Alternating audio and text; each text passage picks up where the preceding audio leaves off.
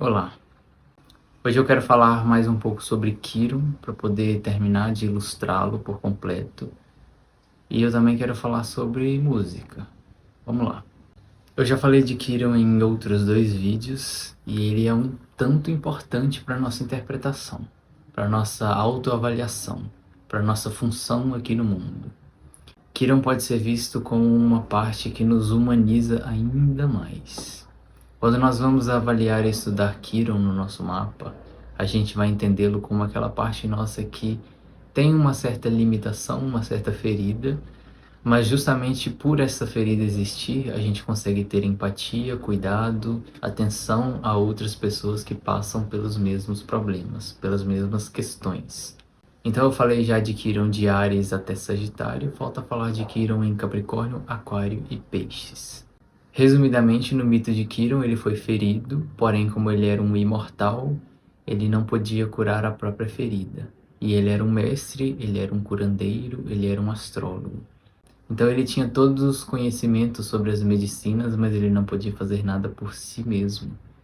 Em algum ponto da nossa vida, a gente consegue fazer muito pelos outros, o que a gente nem sempre consegue fazer pela nossa própria vida. Esse é o nosso lado Kiron. Ele pode ser visto como uma parte que a gente até mesmo se envergonha de vez em quando, que a gente não gostaria de ter, porque vai representar uma certa imperfeição. Mas se a gente não assume, se a gente não ama também as nossas imperfeições, fica difícil realmente sentir amor incondicional por si mesmo ou por outra pessoa. Quando a gente fala de amor incondicional, a gente está falando da inclusão de tudo. Então, o nosso lado Kiron é o nosso lado que, além de nos humanizar, ele tem como função professorar. Kiron esteve em Capricórnio de 1952 a 1955. Depois ele ficou de dezembro de 2001 a março de 2005 em Capricórnio. Então a gente vai pegar o símbolo do curador ferido e o símbolo de Capricórnio fazendo a união. Então todos que nasceram nessas datas têm Kiron em Capricórnio. Se Capricórnio fala da nossa ambição, da nossa autorresponsabilidade, e se Kiron está nesse signo, então em algum momento o sentido de ambição e de autorresponsabilidade dessa pessoa pode ter sido ferido. Kiron em Capricórnio pode representar uma pessoa que ela olha para cima para poder alcançar o topo da sua montanha, mas ela não tem muita motivação. Por diversos motivos isso pode ter acontecido. Justamente por ser uma ferida que ela tem e que ela não consegue necessariamente sanar, ela consegue servir como impulsora de outras pessoas. Então, uma pessoa de Kiron em Capricórnio pode ser uma pessoa que lidera as outras nas suas ambições, que estimula as pessoas a crescerem, a seguirem a própria profissão, a se sentirem mais sólidas e mais firmes. Então, a pessoa pode cair num excesso de responsabilidade para poder tentar sanar essa ferida, ou então ela pode cair num excesso de indulgência, do qual ela não quer saber de nada voltada para os temas de Capricórnio. Então o objetivo de Kiron no nosso mapa é fazer com que a gente faça pelos outros o que a gente não consegue fazer pela gente. De 1956 a 1960, e depois de março de 2005 a fevereiro de 2011, Kiron esteve em Aquário. Se Aquário fala do nosso lado excêntrico, do nosso lado progressista, do nosso lado que vai ter ideias que outros não têm, Kiron nesse signo então pode representar que o lado excêntrico da pessoa pode estar ferido.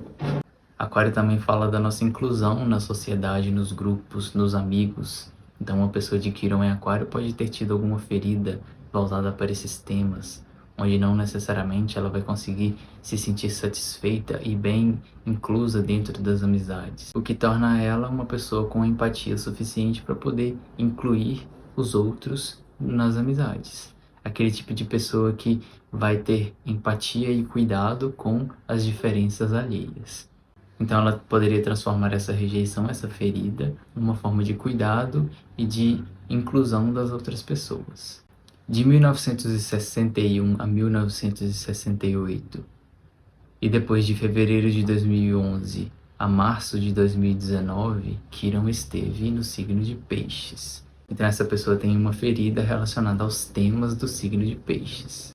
A gente poderia dizer que todos nós passamos pela ferida da desconexão com a fonte depois que a gente nasce, a gente sai do paraíso. Mas as pessoas de Kiron em Peixes podem sentir isso com uma certa relevância nas suas vidas. É como se o signo de peixes nela estivesse ferido. E a gente entendeu até aqui que o signo de peixes é o signo da dissolução, é o signo do amor universal. Então, se a gente coloca Quiron no signo de peixes, a pessoa vai ter uma grande empatia pelas outras pessoas que estão também na busca de reconexão com a fonte. Então, a pessoa pode ir passando pela vida por várias desilusões relacionadas a essa conexão com o sagrado, como se em alguns momentos ela pudesse sentir que é algo impossível. Mas à medida que ela faz pelos outros, que ela auxilia os outros nos seus caminhos, ela vai conseguindo entender o que significa uma reconexão com o sagrado. Ela vai colocar o lado Quiron em peixes dela em ação. Então essa pessoa de Quiron em peixes tem uma capacidade ainda maior de amar o estranho, de amar o excluído. São pessoas com uma grande empatia. Mas essa empatia pode vir muito de uma dor, de uma sensação de abandono da fonte. É algo mais profundo. O que precisa ser vigiado é que essa pessoa não caia no papel de vítima e nem de salvador de ninguém. Ela vai fazer pelos outros, mas ela não precisa se colocar apenas como um mártir na vida dos outros. E ainda sobre peixes, continuando os nossos temas coloridos aqui, hoje é dia de falar de música. Hoje é dia de falar um pouco mais de ilusões. O que é a música? A gente pode dizer que a música ela é regida por Netuno. E Netuno é o regente de peixes, então são temas afins. Quando a gente fala de música, a gente está falando de uma questão atemporal. As músicas nos trazem sentimentos bons, sentimentos de nostalgia. Algumas músicas são eternas. A gente ouve uma música de 10, 20, 30, 40, 50 anos atrás e elas nos tocam como se fossem atuais. Elas mobilizam a nossa alma, a nossa vontade. Isso tudo tem a ver com uma desconexão do tempo. As músicas, elas são extremamente curadoras. Claro que existem músicas e músicas, né? Quando a gente vai se conectar com uma música, a gente pode colocá-la numa certa escala. O que aquela música diz? A letra da música importa. O que aquela música vibra? Quais os sentimentos que aquela música te traz? Qual é a sinfonia daquela música?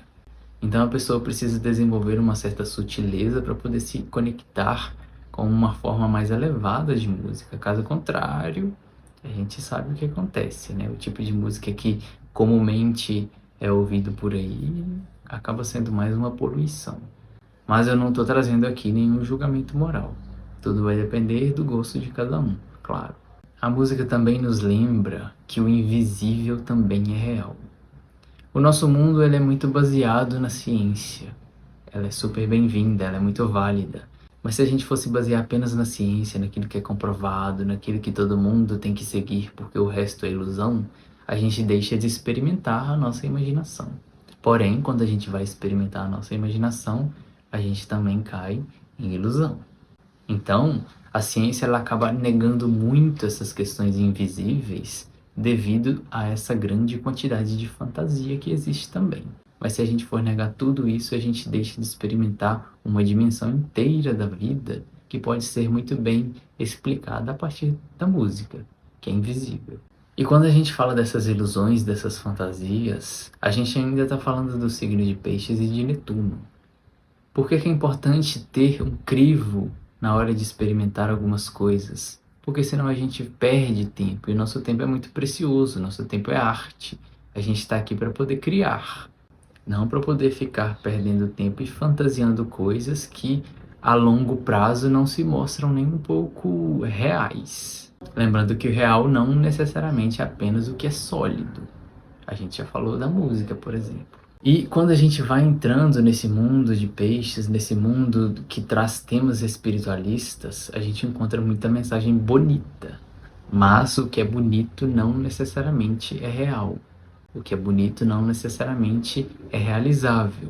Isso que precisa ser filtrado cada vez mais no nosso caminho de desenvolvimento espiritual.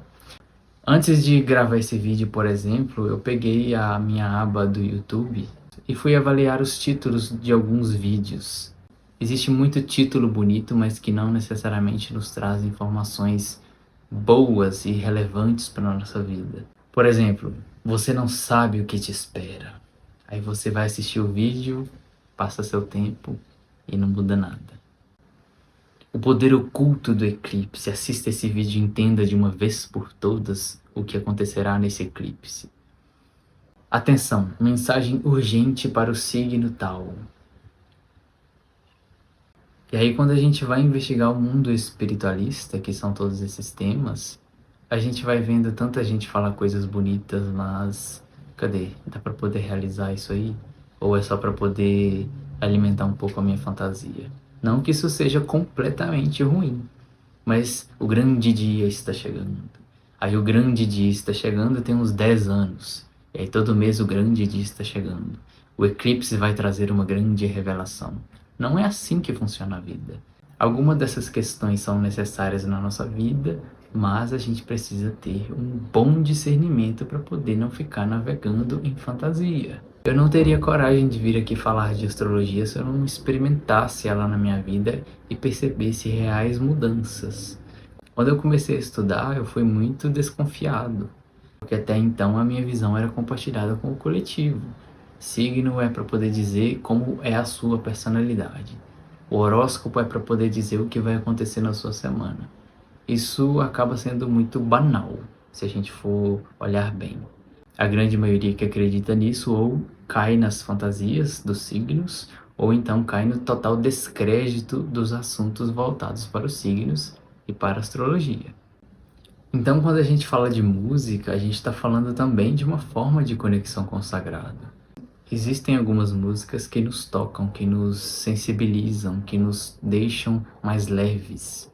Isso tudo é uma forma de meditação também. A gente está mais relaxado, está mais tranquilo com a vida, sem querer controlar e entender tudo o que está acontecendo. Um pouco de entrega é sempre bem-vindo.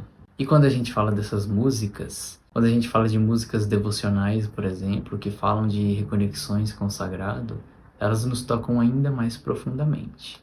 Não estou falando de nenhum tipo de música específica, mas existem algumas que são mais sutis. Dentre elas a gente pode encontrar, por exemplo, os mantras. Os mantras, de forma bem simples, são repetições de palavras que têm um significado devocional. A gente vai trazendo mais a presença na nossa vida, a gente vai repetindo aquele mantra, ele vai nos acalmando, nos trazendo para o momento presente. Isso tudo é realista, não é fantasioso. Mas você dizer que você vai ouvir o mantra porque o título do mantra está dizendo que você transcenderá depois de ouvi-lo por 20 dias, aí já é demais, né? Então os mantras são um tanto calmantes para a nossa vida. Om Guru Jaya Guru, Om Guru Shiva Guru, Om Guru Shakti Guru Jaya Jaya. Om Guru Jaya Guru, Om Guru Shiva Guru, Om Guru Shakti Guru Jaya Jaya. Então o nosso lado Netuno vai ser esse lado que quer buscar paz, que quer simplesmente aceitar tudo, isso é muito bom. Porém, o excesso de Netuno ele pode nos levar a uma negação da matéria, uma negação da natureza, uma negação dos bens materiais. E a gente entendeu até aqui que os signos devem ser equilibrados dentro da gente. Então, se você também não enraiza, se você não coloca os pés no chão com firmeza, você vai estar sempre se desencantando da natureza, esperando o momento onde você vai para lá. Para lá onde? Tudo é aqui, tudo é agora. Claro que a gente passa pelos processos, a gente vai lá para baixo, vai lá para cima. Isso faz parte da vida. Om Ganapataye Namaha. Om Ganapataye Namaha. Om Ganapataye Namaha. Om Ganapataye Namaha. E aí você vai repetindo, isso vai te trazendo calmaria, você vai ouvindo, isso vai te trazendo paz. De vez em quando você vai precisar ir para a guerra, então não precisa de mantra o tempo todo, e por aí vai. A gente vai compreendendo a vida a partir da experiência, da experimentação. Se aquilo que você assiste não te traz resultado, descarta o mais rápido possível, mas não desista antes de realmente experimentar. Então a gente precisa também dos limites necessários. Nem tudo é amor universal, apesar de a gente estar cercado do amor universal. Se a gente for querer se entregar e aceitar tudo o que acontece na nossa vida, sem lutar, a gente afunda.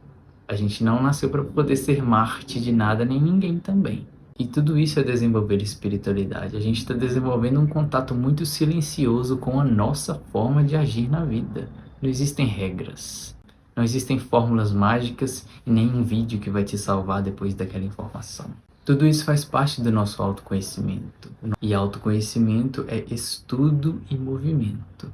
Se você só estuda, você aprende, maravilha. Se você não se movimenta, você não coloca em ação o que você estudou, então você não vai necessariamente experimentar e experienciar se aquilo que você estudou realmente é uma imaginação realizável ou uma fantasia, uma ilusão. Om Bhurbhuvah Swaha Tatsaviturvarenyam Bhargo Devasya Dhimahi Yo Yo Na Prachodayat. Om Bhurbhuvah Swaha Tatsaviturvarenyam Bhargo Devasya Dhimahi Yo Yo Na Prachodayat. Assim como um gato mia, um cachorro late, um pato faz quaquá e uma galinha faz cocó, o ser humano nasceu para cantar. Ah, mas eu não tenho voz de canto. Todos nós temos uma voz de canto. A gente falou disso lá em Touro. E quando a gente se conecta com a nossa expressão de alma, a gente se conecta com a nossa voz. E a nossa voz nos leva ao canto. Quando a gente canta, a gente está expressando a nossa natureza humana e animal. A nossa forma de se expressar e de se colocar no mundo está muito conectada com o nosso canto. Começa a partir da palavra, a partir da voz, mas o que existe aí dentro? O que existe nesse manancial dentro de você? Quando você canta, você expressa tudo isso. Não precisa ser uma voz que vai te levar ao palco, onde você será aplaudido e enaltecido. O gato não precisa de aplauso para miar. Ele não mia para poder ser aplaudido. O cachorro também não late esperando nada disso em troca. E quando a gente fala de mantras, eles não precisam ser apenas em outro idioma.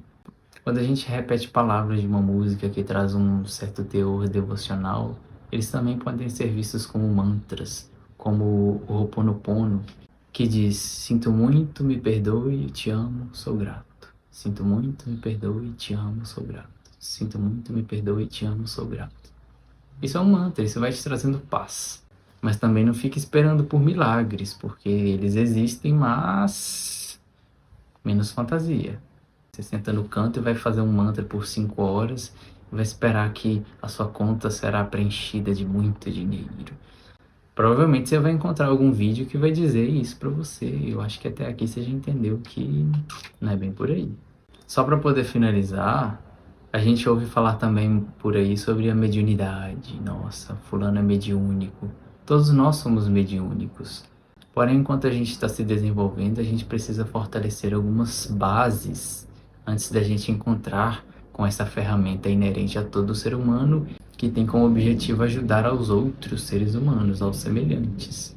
Então, se a gente está lá preocupado com um problema com o pai, com mãe, com o trabalho, com dinheiro, com relacionamento, a gente vai desenvolver mediunidade para quê? Para poder se sentir super poderoso? Desse jeito ela nem acontece, para falar a verdade. A gente precisa de uma certa leveza, sem cobrança também. Cada um no seu ritmo. Se a gente for esperar um poder especial para poder a gente se sentir especial, a gente perde tempo, mais uma vez. O tempo é muito precioso para isso. Enfim, mais imaginação, menos fantasia, mais conexão com o sagrado de forma verdadeira e menos ilusão. A gente pode fazer muita coisa, mas a gente precisa experimentar e colocar em prática para ver se dá para poder chegar lá. Lembrando que muitas coisas são a longo prazo. A gente está inserido no elemento terra. Por mais que o elemento água, o elemento fogo e o elemento ar trabalhem com a gente, o elemento terra, ele nos lembra do pezinho no chão. Então, pezinho no chão e vamos continuar caminhando, descalços ou não.